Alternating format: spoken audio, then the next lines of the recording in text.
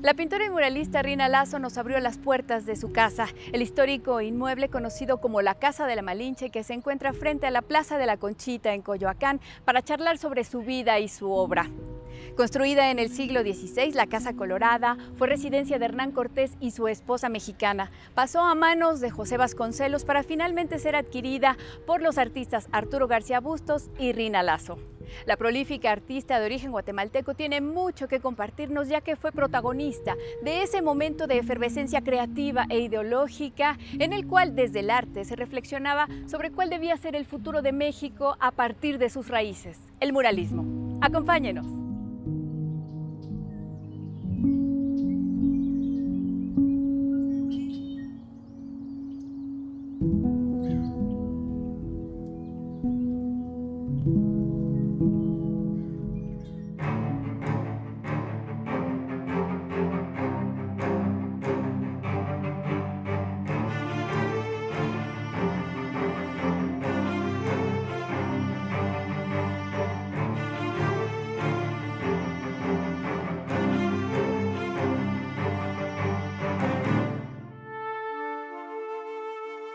En 1946 comenzó la historia de una joven estudiante de pintura que, a escasos meses de haber ingresado a la Academia de Bellas Artes en Guatemala, obtuvo una beca para continuar su preparación en la entonces conocida como Escuela de Artes Plásticas La Esmeralda en la Ciudad de México. Rina Lazo Bassem, hija del doctor Arturo Midense y Melanie Bassem. Desde chica pintaba.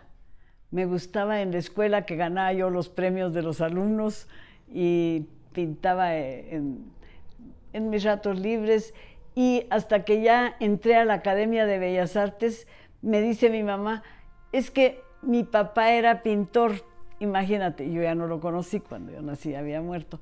Entonces resulta que mi abuelo era pintor. Yo creo que el arte ya lo trae uno, que se hereda.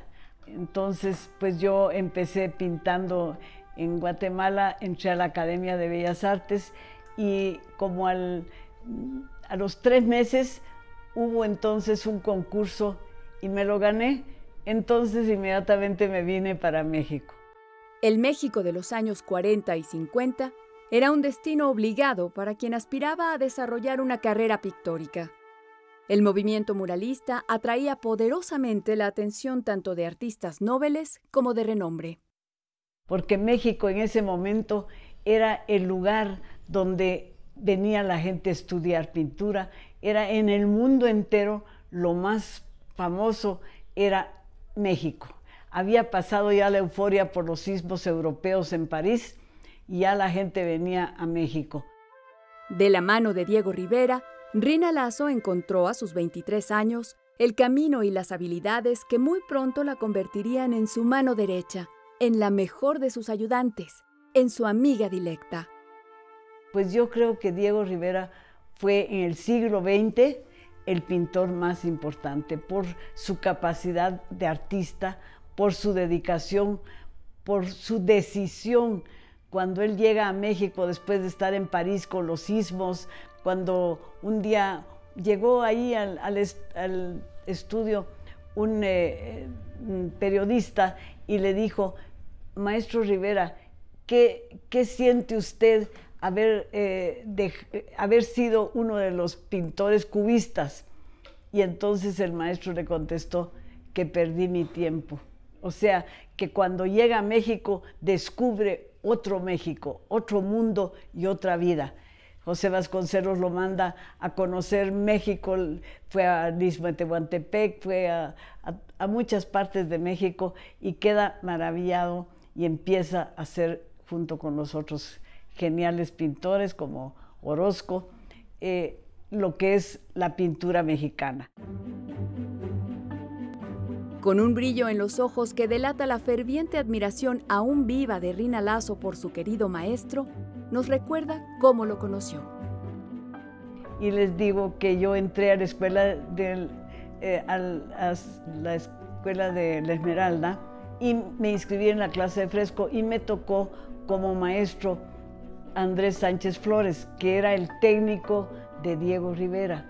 Y a los 3 meses de estar, hice mi primer fresco Y luego me dijo el maestro, ¿quiere usted ir a trabajar con Diego Rivera? Y le dije yo, por supuesto, maestro, pero todo eso fue como en secreto del resto de los alumnos, porque todo mundo quería ir a trabajar con él. Para Diego Rivera, una de las cualidades pictóricas más destacables de Rina Lazo es su ductilidad en el trazo, misma que lo hacía confundir su pincelada con la de ella. Una destreza que pudo corroborar a lo largo de los poco más de 10 años en los que trabajó como su asistente en los murales Sueño de una tarde dominical en la Alameda Central del Hotel del Prado, su primera colaboración, en el mural del Cárcamo de Río Lerma, en los del Estadio Olímpico de Ciudad Universitaria o en los del Hospital de la Raza. Y entonces llegué una mañana, a las 6 de la mañana, y ese día Diego Rivera iba a empezar a pintar la primera raya del mural de 16 metros de largo. Él se acercó a mí, estaba parado frente a ese muro blanco de fresco, y cuando me vio entonces se acercó a mí y me besó la mano como se acostumbraba en París en esa época. Y ya me dijo, vamos a empezar a marcar las secciones áureas y las secciones geométricas que se necesitan para poder empezar a trabajar. Y llegó sin proyecto porque todo lo tenía en la cabeza. Empezó a trabajar desde la primera parte, en la primer plano del mural, las figuras, y yo iba atrás de él poniéndole el carboncillo cada vez que se le acababa, que llevaba un carboncillo sobre de un carrizo de 1 metro de largo para poder ir trazando las figuras más grandes, y así fue como lo hizo. Yo iba atrás de él viendo, observando, no me cansaba. Pues yo creo que sí me dio dedicación y talento, porque eso se necesita para cualquier trabajo donde uno quiere realmente destacar. A Frida Kahlo la conoció gracias a la invitación de su maestro una tarde, cuando inusualmente Rivera interrumpió su jornada para ir a comer a la Casa Azul. Empezamos a buscar a Frida por todo el jardín, por todos lados, y al fin la fuimos a encontrar en la cocina. Estaba frente al fogón con su lindo traje de tehuana y sus flores que le adornaban la cabeza. Entonces, ese aspecto de Frida tan linda, tan jovial y tan contenta, pero también tan celosa, porque hizo una cara como de, ¿pero qué hace esta muchacha aquí? Y entonces el maestro le dijo, es una pintora guatemalteca que me va a ayudar en el mural. Entonces ya Frida fue siempre amable conmigo. Rina Lazo fue esposa del también muralista Arturo García Bustos, quien perteneció al grupo de discípulos de Frida Kahlo conocido como los Fridos. Con tenacidad supo abrirse un camino y crear un estilo propio al abrevar de sus maestros, y logró destacar en un ámbito eminentemente masculino gracias en parte al impulso que de manera directa recibió de Diego Rivera. Pues él era muy fino, muy amable, era muy respetuoso, nada de lo que se conoce como un Diego Rivera. Lo han tergiversado demasiado, porque Diego Rivera era respetuoso con las mujeres, y precisamente eso es lo que hacía que las mujeres lo buscaran, porque él siempre decía que no había mujer fea, que todas las mujeres eran bellas, y era una gente tan agradable, tan respetuoso, y que estimulaba mucho a la mujer. Siempre otros artistas preferían siempre tener ayudantes masculinos, y él tuvo más bien mujeres de ayudantes.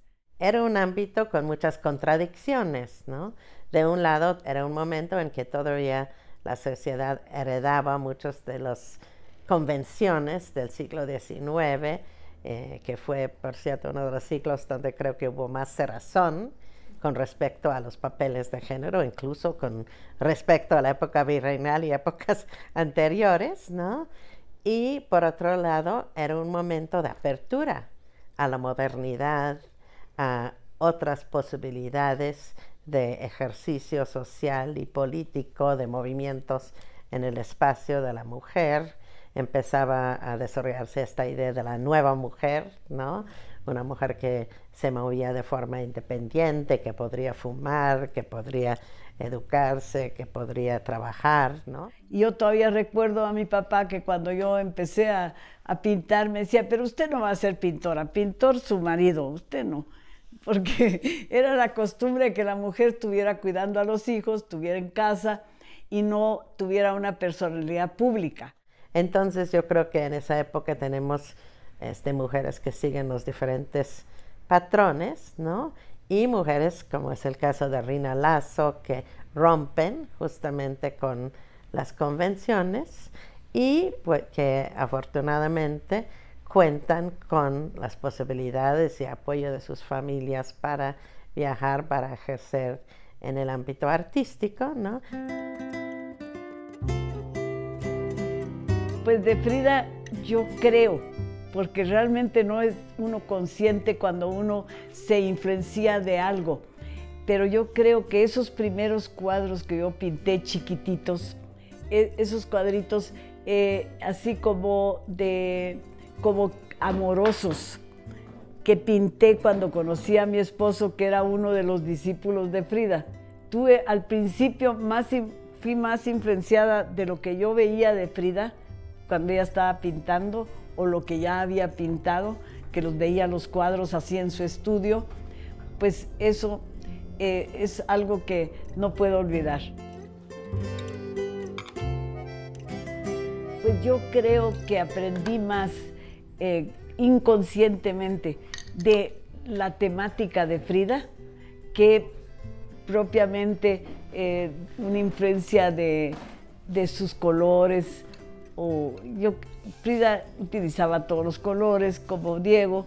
No le gustaba mucho que uno la viera pintar. Ella pintaba muy sola, muy concentrada. Y el maestro iba a verla cuando ya ella había acabado un cuadro, y hay hasta fotografías donde está Diego Rivera observando con toda admiración lo que había pintado Frida. Esto que se ha dicho de que Diego Rivera ayudaba a Frida a pintar es una locura. Los Fridos cuentan que a lo mejor no les enseñaba tanto de técnica, pero sí les enseñaba a dejarse llevar, a observar, a integrarse, ¿no?, con el ambiente en el que ellos pintaban. Hablar de Rina es asumir que la praxis estética es mucho más que el arte. Lo incluye, pero significa un modo de vida generoso, solidario con las luchas populares, con una actividad internacionalista constante de apoyo a ellas y con un estilo de vida de relaciones, de construcción de relaciones sociales favorables al sujeto de la liberación nacional y de la construcción del socialismo.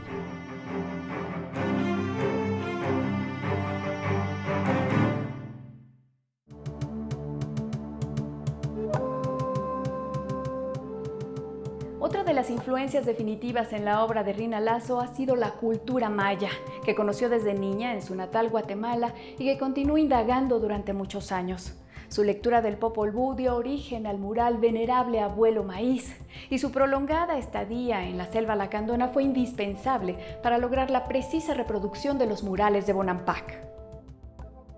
Aquí llegué en un momento parecido al que había dejado en Guatemala, donde había mucha preocupación política. En Guatemala había caído el último dictador de América Latina, don Jorge Ubico, y ya empezaba una época de democracia, de preocupación por el arte prehispánico en todo el mundo, eso sí, en Europa también. Empieza a descubrirse el arte prehispánico, maravilloso arte que no se conocía, que realmente fue cuando se tradujo el Popol Vuh en París. La Guatemala de los mayas nutre el imaginario y la sensibilidad de Rina Lazo. Esa civilización, poseedora de una rica cosmogonía, de unos avanzados conocimientos astronómico-matemáticos y costumbres llenas de enseñanzas. La del misterio y la grandeza de las cuevas de Cobá, la que floreció en medio de la exuberancia selvática con una inmensa riqueza natural endémica. Estuvo 3 meses junto con Arturo García Bustos y un equipo de colaboradores en la selva, cuando todavía era inaccesible, se llegaba por avioneta o a pie, ¿no?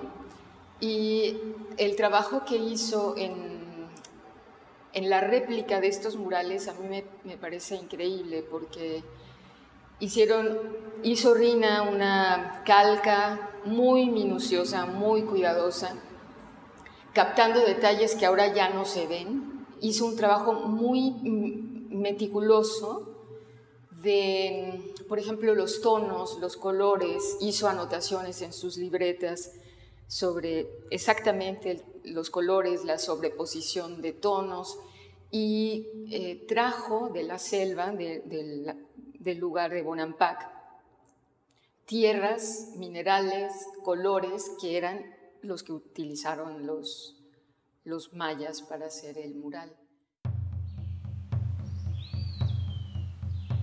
Estos murales, que actualmente muestran cierto deterioro debido a la humedad, no han sido identificados como obras de Rina Lasso desde hace más de 50 años. Bueno, lo que hace Rina es una interpretación, pero siempre basada en documentos, en fuentes históricas o que recopila con entrevistas con historiadores. No hay una fantasía en términos, por ejemplo, del surrealismo, como una invención. Sí, hay una invención compositiva e imaginaria, pero siempre basada en documentos comprobables. Nos narra batallas, derrota, ¿no? La derrota de un grupo, la fiesta después de la batalla, y nos narra también las clases sociales, ¿no? Nos habla de los estratos, los guerreros, los gobernantes, las mujeres que están engalanándose. Es como una cinta, como una filmografía.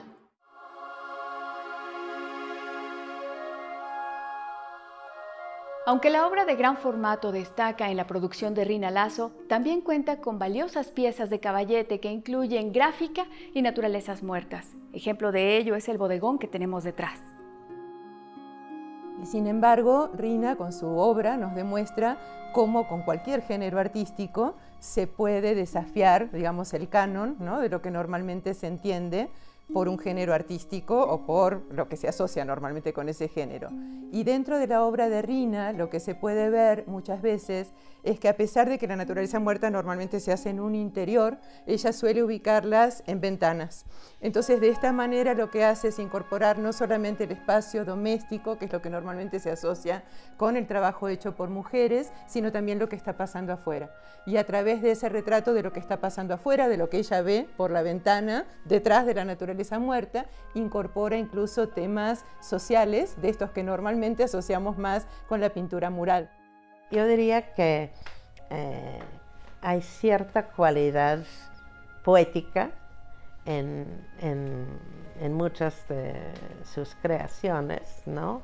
Como a pesar de que tienen siempre como un fuerte contenido social y político, ¿no?, la forma de desarrollar la plástica, ¿no?, tiene una cualidad, digamos, suave en cuanto al manejo del pincel, ¿no?, y la manera de construir a las figuras en comparación, claro, con algunos otros creadores y creadoras de su época, ¿no?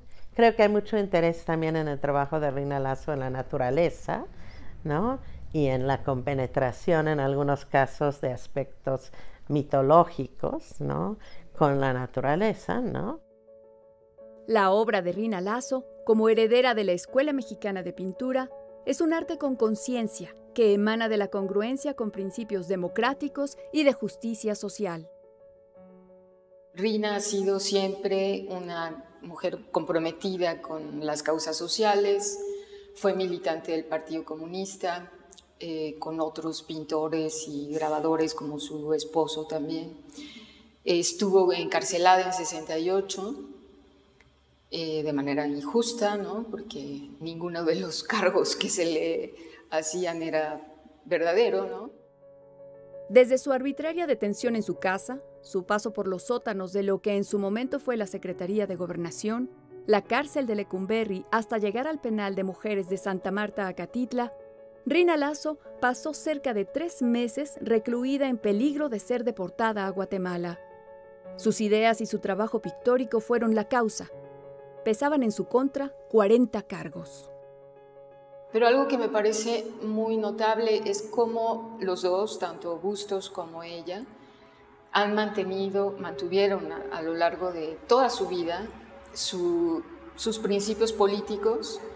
Yo me acuerdo mucho, Arturo García Bustos, una de las cosas que decía, que repetía mucho era, es que nosotros sí sabemos para quién trabajamos.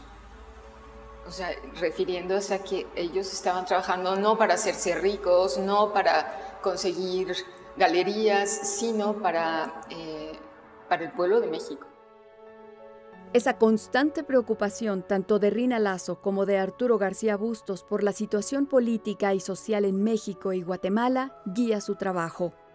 De 1944 a 1954, con los gobiernos de José Arévalo y Jacobo Arbenz, en Guatemala se implementan reformas que permiten a grupos de campesinos recuperar tierras en manos de empresas norteamericanas como la United Fruit Company. A lo que Estados Unidos responde invadiendo Honduras, Nicaragua y El Salvador, luego de acusar a Arbenz de comunista. A esta época corresponden los murales Tierra Fértil y La Gloriosa Victoria, en el que Rina asistió a Diego Rivera, quien la pintó como guerrillera. Durante los años 50, 60, todavía en los 70, sí hubo una campaña dirigida por la Agencia Central de Inteligencia dentro de lo que era la Guerra Fría cultural, que no ocurrió solamente en México, ocurrió en Europa, en América Latina, en Asia, en todas partes. En México ha sido poco estudiada.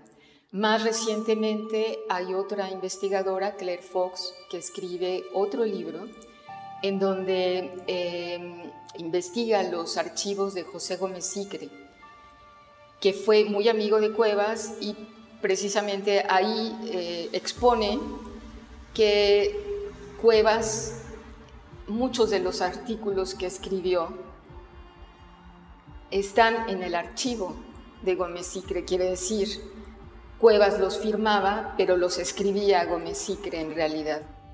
En 2016 se cumplieron 100 años del natalicio del abogado y crítico de arte cubano José Gómez Sicre, ghostwriter de cabecera del pintor mexicano José Luis Cuevas, uno de los artífices de la ruptura, movimiento o estrategia global que tuvo más de política que artística.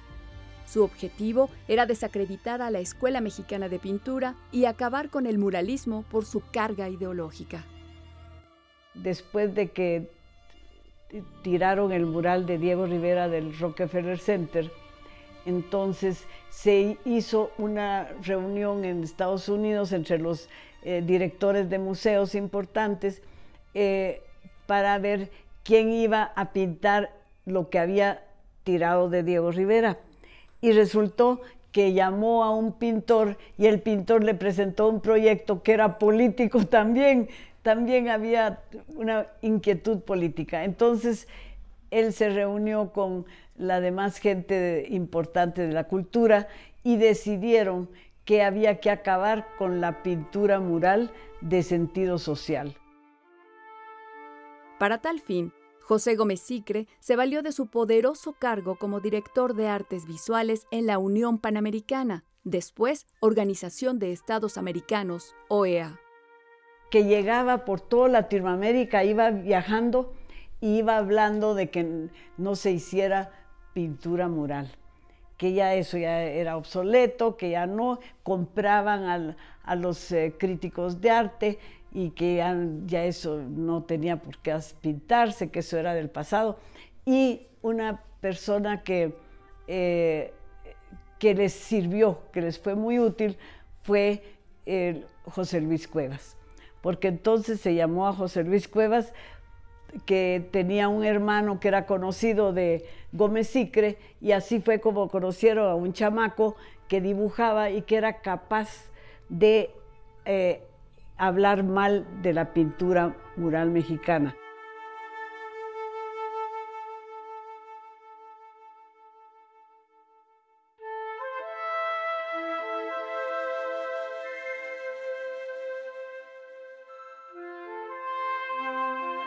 No necesito renegar de México para sentirme universal.